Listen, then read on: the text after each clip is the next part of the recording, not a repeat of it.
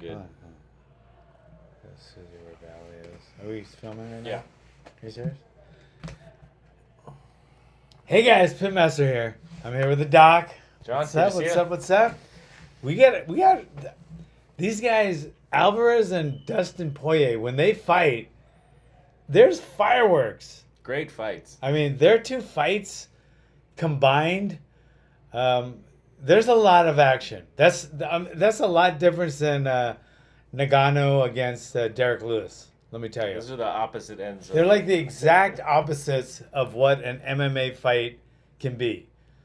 So, their first fight ended in controversy with illegal knees. So it wasn't really that controversial because I think it was pretty obvious that those knees were illegal.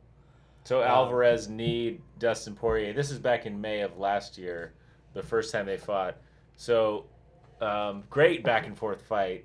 And then Dustin Poirier was down and had a hand on the ground, and Alvarez kneed him in the head. And then he went down to his knees.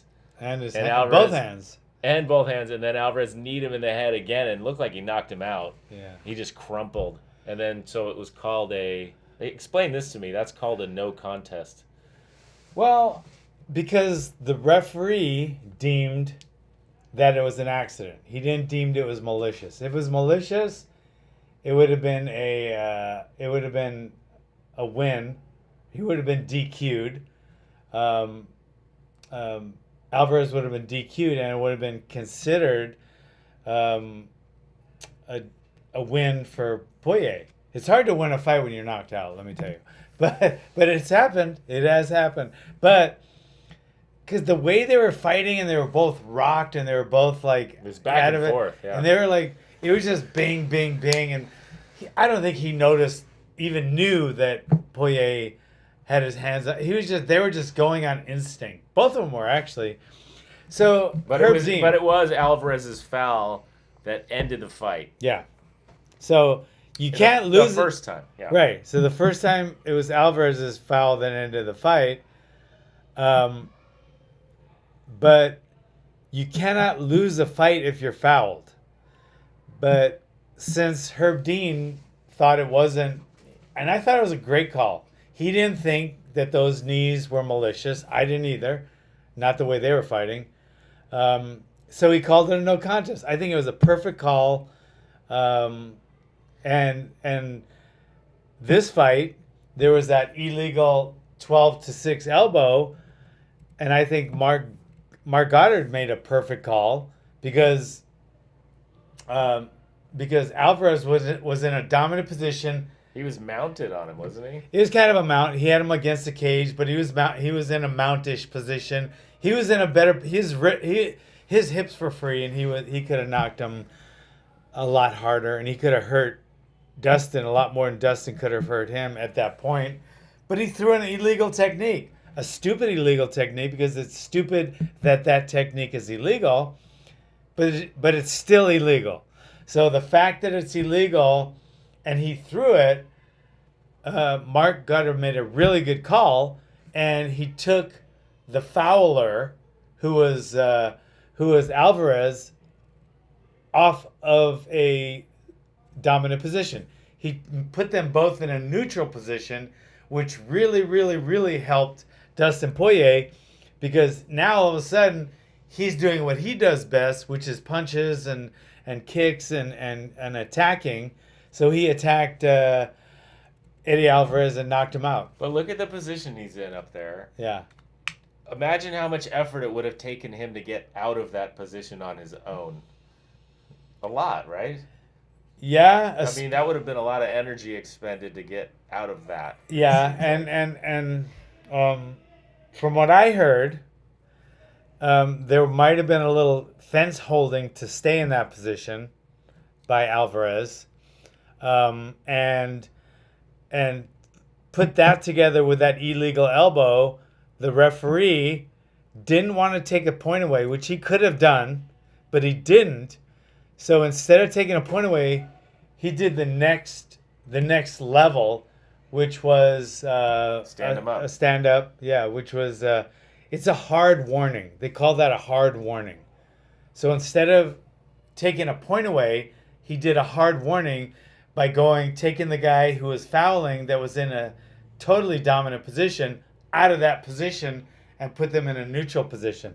That was the downfall right there of Eddie Alvarez. I think Eddie Alvarez, I don't know how much time was left. It was in the second round. Yeah. Okay. There was some time left in that fight. So Oh, yeah. I think Eddie Alvarez could have kept that position. He might have got a KO because he was in a very, very, very dominant position. Because it was even more dominant than a regular mount. Because a regular mount you're on top, but you can be swayed off. You can be like the bottom guy can put you off balance easier than he can when you're up against the cage and you're in a cage mount. So that 12-6 elbow, I think, was the difference between a win and a loss for Eddie Alvarez in this fight. And the last fight too was a knee on a downed opponent. So it is interesting that when these two fight, but the fights were both good fights. Yeah. They just ended badly, but that 12-6 elbow is such a stupid rule. Do you guys realize that if like we're fighting and if his hand were if his hand was here and I 12-6 elbowed his hand, that's a foul? Not just 12. The reason that this rule was made, and I don't remember the fight it was, but it was my fighter, Gan McGee, who's that 6'11" guy. He actually fought for the UFC title. But a guy was like trying to take him down, and he was 12-6 elbowing like the back of his skull, like his neck. And there was no rule against it then. And the commission said, hey, whoa, that should not be legal. So we're going to make those 12-6 elbows illegal. So they coined the phrase 12-6 elbow. I think that was with the help of... there's a great video on YouTube with Big John McCarthy, and he explains, because he was there when this rule was made. He was one of the guys. He was one of the guys that was from the fan and referee side helping develop the rules, and then there were doctors there and other people there, promoters. But he talks about it. It's really good to go watch. And he talks for like 10 minutes about where this rule came from. We'll link it. Yeah, it's great. And then he talks about how confusing it was because he was the one that helped come up with the rule. But then elbowing up from the bottom would be a 6-12 elbow. And one of the other referees, I think it was Herb Dean, said you can't do that because that's like a 12-6 elbow. And Big John McCarthy said, no, what are you talking about? That's not a 12-6. That's 6-12. And he goes, well, what if the clock's on the ceiling? So there's even confusion among the referees about what 12-6 elbow is. But it's definitely 12 upright down. So it makes no sense. If you put an arc in it at all, you're fine. Yeah, like it's crazy. Not only you can put an arc in it and it's fine. So he could have done this instead of this, it would have been fine. That's so stupid. You can't even fathom how stupid that is, because if this is illegal, this should be illegal. But it's not. But if you can kick someone in the back of their head, why can't you elbow them? That doesn't make any sense. Because the rule started and the rule isn't there anymore because it wasn't specific enough. A 12-6 elbow to the thigh should not equal that's a foul. 12-6 elbowing someone's thigh. It makes absolutely no sense. But despite that, it's a rule, and the referee's got to follow the rules. He has to. Mark Goddard even said, "Hey, I didn't make this freaking rule, but I have to abide by it." Even Dustin Poirier, who was getting elbowed, said, "Hey, bro, this elbow's not hurting me." It didn't even hurt. Yeah. Yeah, you don't even. Basically, he's saying you don't have to stand this up. That elbow didn't hurt me, but the referee had to, because I'm gonna tell you something. If he didn't stand him up, and Eddie Alvarez knocked out Dustin Poirier, they would have a great argument. Dustin Poirier's people would have a great argument. They could take that to the commission, show the 12-6 elbow, and that nothing was done about it, and they could have something to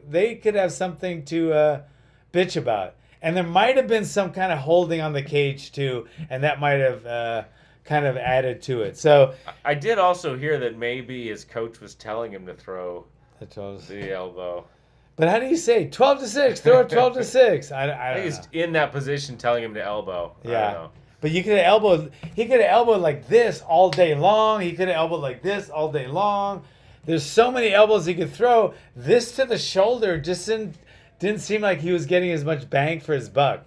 I mean, to me, he could have done better with palm strikes to the temple. And But I don't know that I'd want to hit someone on the top of their head with my elbow. My elbow's going to break way sooner. It made no sense. But it cost poor Eddie the fight.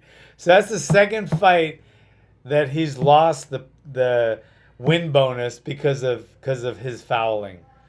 He needs to take a look at some of his fouling. I don't know why is he so prone to fouling like that. Anyway, so that was that. He is tough though. They both are. He's They as both- tough yeah. as they come. He Yeah, took Eddie Alvarez. so many shots. Yeah, what is he like, Mr. Violence or something? What's his? I don't know. He has some kind of thing he likes to call himself where it's violence. He's a very violent person, but he's very good. He He's is skilled. tough. He's skilled as shit. And he Yeah. hits hard, knees hard, right? Ask Gaethje. The Underground King is his name. No, but he said during an interview once that he likes to bring the violence, and he Oh. does. He definitely does. So there was that fight. So that fight was still a good fight. Controversial fight. Something to talk about. Brings up that stupid rule. Yeah. And then Boom. Talk Yeah. about violence. this was Jose Aldo and Jeremy Stevens. We could talk about this one. Ouch. That one hurt. I knew it was going to be brutal going in. I just knew between these two guys, they're brutal. And you got to remember, I mean, I love all these four guys in this top tier, but McGregor's beaten 3 of those 4. That's pretty impressive. McGregor's beaten 3 of the 4 people, I think knocked him out, that are in the those semi-main and the main event. Pretty damn impressive. But anyway, Aldo and Jeremy Stevens, it was made to be brutal. And they went back and forth. No real decisive edge.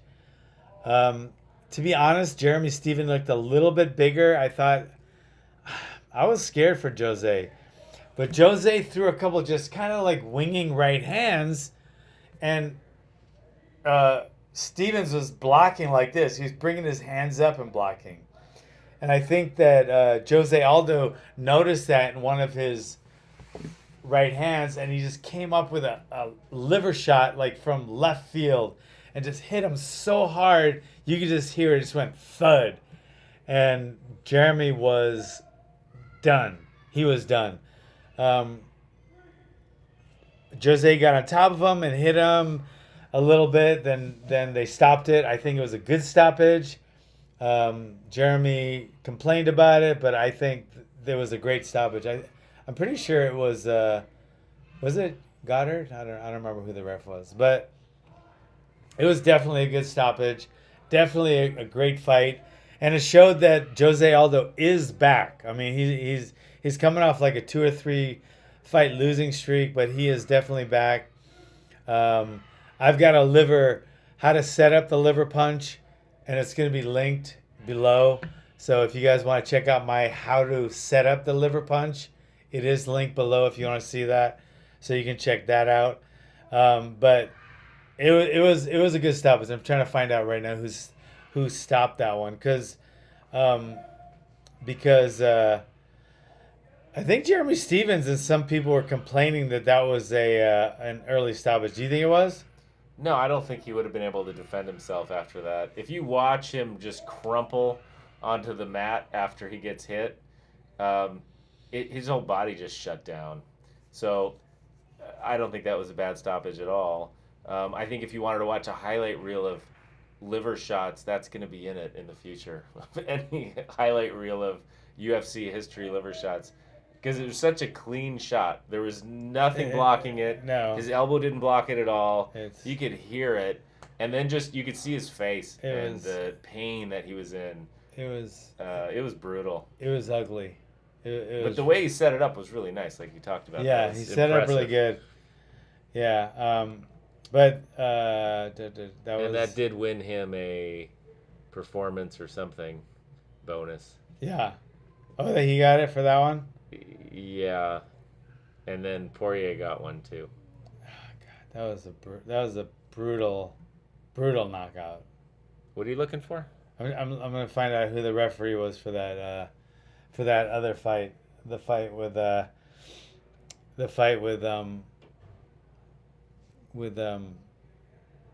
Jose Aldo. Do you know who it was? Which fight? Jose Aldo. This fight. Did it Who show the ref was? Yeah. Oh, I don't know who the ref was. I don't think it says on here. No. I'm gonna No. look. But yeah, it was. I think it was a good stoppage. What do we got before that? We got There was a Joanna fight. yeah. I didn't have much to say about that fight. No. It went to a decision. It went to a unanimous decision for Joanna against Tisha Torres. Yeah, it was. I thought it was a good fight. Technically, it wasn't. It wasn't gonna make fight of the night.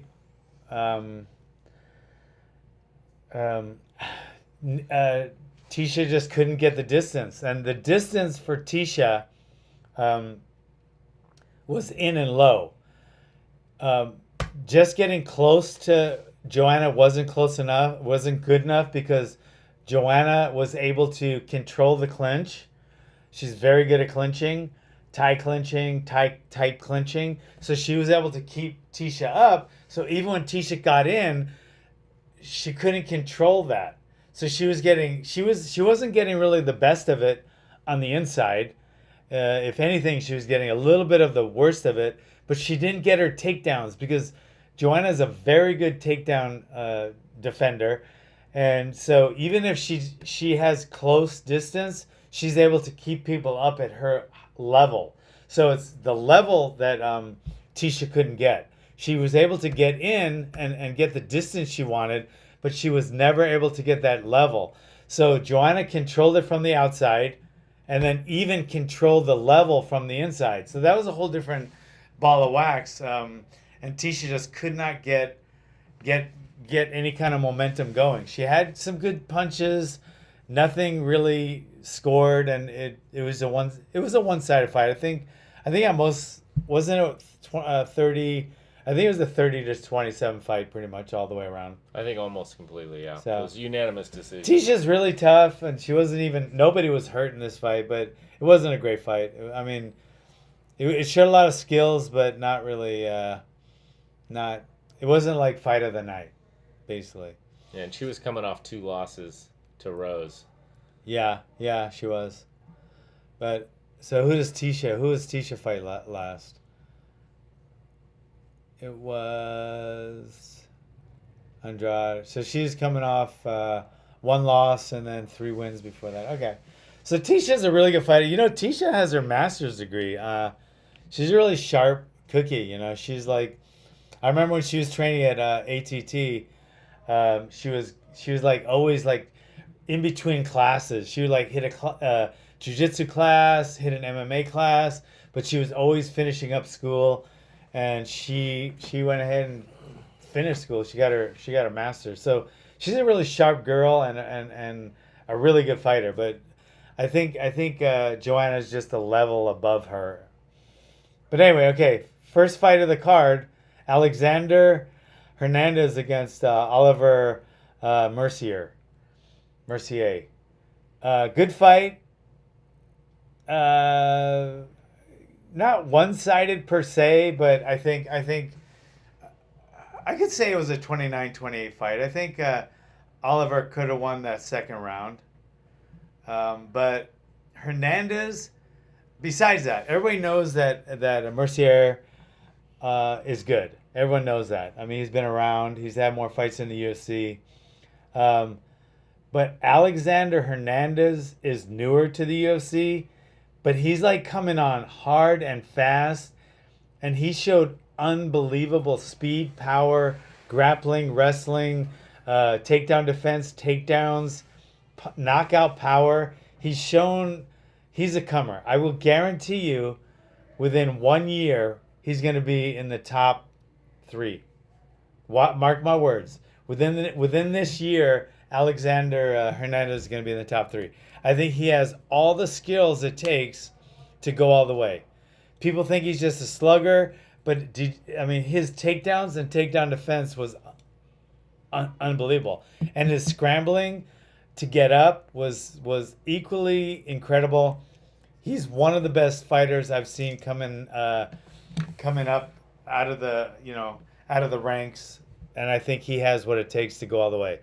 I don't know if his chin's been tested yet. His heart has, and his conditioning has. He was going all out for all 3 rounds. He was full speed ahead all 3 rounds. Mercier is good, but I think Hernandez is going to be an up-and-comer that we're going to see a lot more of. Bing. Bang. What do you think about that? Now so with that card done, the 2 biggest takeaways for that fight for me were Jose Aldo's back, and that liver punch it's one of my favorite punches. Everyone knows that. You ever seen that work? That liver punch? Yeah. Man, I'm not even going to go into it. It's an inside joke. I actually hit one of my students with that. It was right before that. Yeah, the day before that. It was a preview. Yeah, and I dropped him with a liver punch. But he's all right. He's fine now. But anyway, he was trying to go a little too hard in sparring, and anyway, I know that punch works. And not only that, it's worked on me before, too. So I felt the wrath of the liver punch. I have been able to instill that wrath on other people, and I've seen it multiple times. So I know for a fact, that I know it's just as much a fact, and I've proven this too. If you actually jump in the water, you get wet. That's how much of a fact it is. If you get hit in the liver, you're going down. If you get hit in the liver, you're going down hard. I mean, if you get hit in the liver, you're going down like hard, and it paralyzes you. There's nothing you're laying there thinking, I want to keep fighting, but you can't. It's like Pavlon or Curari. Well, it's like one of those darts that the little pygmies, like it paralyzes you, but you can still think. That's what a liver shot is. So the difference is you get knocked out. You're knocked out. You don't know. Yeah. You're not in pain. You're not in pain. You're in pain. Excruciating When you get knocked down with a body shot like that, it looks like the worst. It's not even a body shot, because a body shot, a lot of times they'll hit the other side. It'll knock the wind out of you, and that's scary. Like, you got to catch your breath. But it's nothing like a liver shot, because a liver shot, every time you take a breath in, it feels like there's a knife just stabbing into your liver, and you can't move. You ever saw when you saw Oscar De La Hoya get dropped by Bernard Hopkins with a liver shot? He went down. He is so tough. He tried to pull himself up from the ropes, and he couldn't. It was like he pulled himself up, and then he just fell back down. It hurts that much. And I think it takes your breath away. It's paralyzing, and it's scary just painful, and it's all those things rolled up into one. So that poor Jeremy Stevens, it was a terrible, terrible thing. Your liver's mostly protected by your rib cage, but some of your liver actually extends beyond your rib cage, where it's not even all the way protected by your rib cage too. The liver's, I think it's your biggest internal organ, so it's your biggest target if you're going to hit something in your body. It's a good target, guys. It's the biggest. Check out my video. I'll link it below. Well, I think this is right. It's the biggest internal organ that you have. So. And it's the most painful one. It's just the most exposed. It hurts like hell. Your kidneys are buried. Your spleen's buried. I think for solid organs, it's definitely the most exposed. But I think there's been fights too where people have been sent to the hospital like a liver laceration, where the liver actually ruptures from a hand strike, not from a kick, from a punch. It's not good, guys. So, and there's not enough sit-ups to do. Nothing's gonna protect it. If you get shot, you gotta your right. What if you're big Roy Nelson? Does that protect your liver a little bit? No, your right elbow has to be glued to your, because the shock of that punch will go to the liver. It hurts so much. So poor Jeremy Stevens. I'm sorry. So that was one of the takeaways. You're saying takeaways from this card. That was one. Yeah, the second one was 12 to 6 elbows. It's a stupid rule, guys. It has to go away. How would it go away? Take it away. And then when someone gets hurt from one? Well, they're not getting hurt by the 12 to 6 elbow. You shouldn't be able to elbow in the back of the skull. If they were down like this and you start don't take it away, refine it. Modify it. Yeah. Modify it, but you shouldn't get fouled. How about 12 to 6 to the head or neck? We'll write up the new rule. Yeah. But I mean, that at least makes it better. You can hit him in his shoulder, and it's not going to be a foul. Why can't you be able to hit him in his forehead? I mean, you should be able to. But it's baby steps. Baby steps. Yeah, it's such a dumb rule.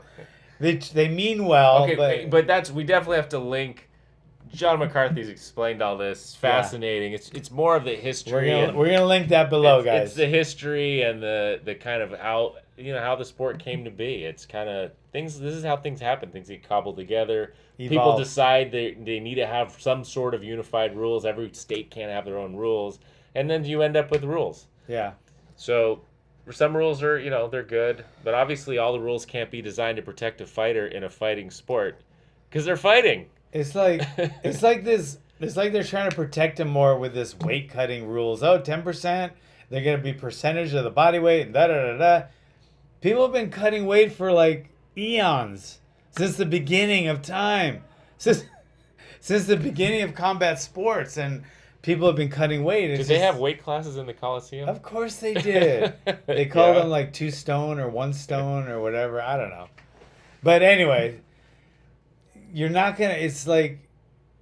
It's good referees, hard training, no steroids, and people are going to still cut weight no matter what, and you're going to get hit with elbows no matter what. So let's leave the back of the neck off limits. I think the back of the neck is fair to be off limits for elbows. But other than that, leave it alone. Let them go at it and just have a good referee there. What about the foul that stopped their first fight, kneeing a downed opponent in the head? What do you think about that one? Because you can knee a downed opponent in the side, right? When they have him on the neck. And you could knee him with one hand down, but not two. But you can't knee him with their knees down. I think that's a good rule overall because a person is more vulnerable there. But they did that in Pride. You could actually stomp on their face while they were down. So I don't know if that was that much worse. But I like that rule better just because when someone's on all fours, I don't like them being soccer kicked or knee to the head. I think that is a good rule. I think if one hand's down and one hand's up, they should still be able to knee him in the head. But to be honest, I think it looks bad, and I think that is a good rule for safety. But I don't think it makes that much of a difference at the end of the day because there's a referee there, and I think the referee is the guy's on all fours and he starts to get kneed. I think the referee's going to stop it really quickly. So I think the guy's going to be a lot safer. This isn't a street fight, and they're not just going to soccer kick him over and over and over again. The referee, I think, and the corner, but in there, right there, the person that can stop the action is the referee. And I think we got some pretty good referees. I think I would feel completely safe with having kneeing with a downed opponent. If there was Mark Goddard, Big John McCarthy, or Herb Dean as the referee, I would feel completely safe with those rules because I think the referee is going to protect them. I don't know. I think too many rules just start confusing guys and they get fouled for stupid things. I mean, so it's like you're like putting too many ingredients in the cake, or too many chefs in the cake, or too many cooks in the oven, or too many cooks in the kitchen. Something like that. Too many cooks in the oven. So anyway, that's a new one.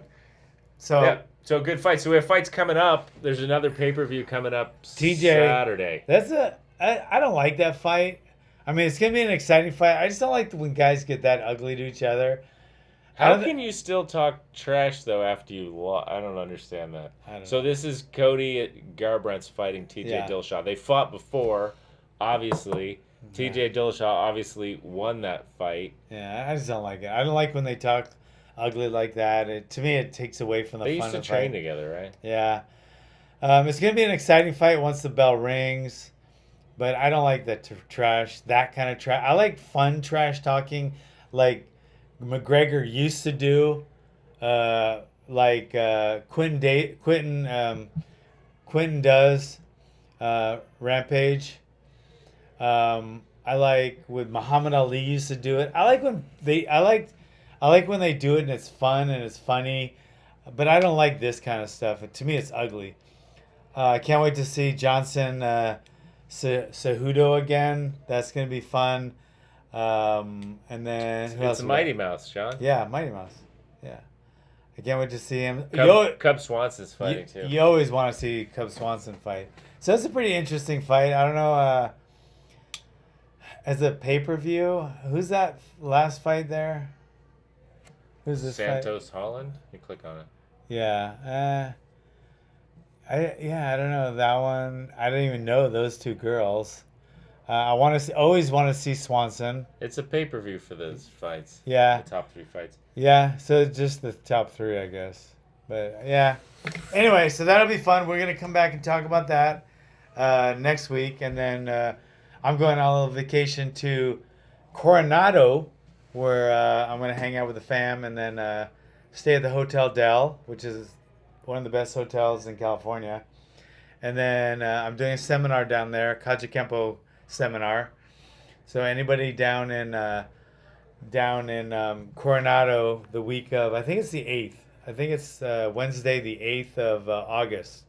I'm going to be doing a seminar. That's when I get back, so we'll have to figure out next week. Where are you going to be Tuesday? We're going to Yosemite, where it's on fire. But we're not really going to the park. We're going north of there. Okay.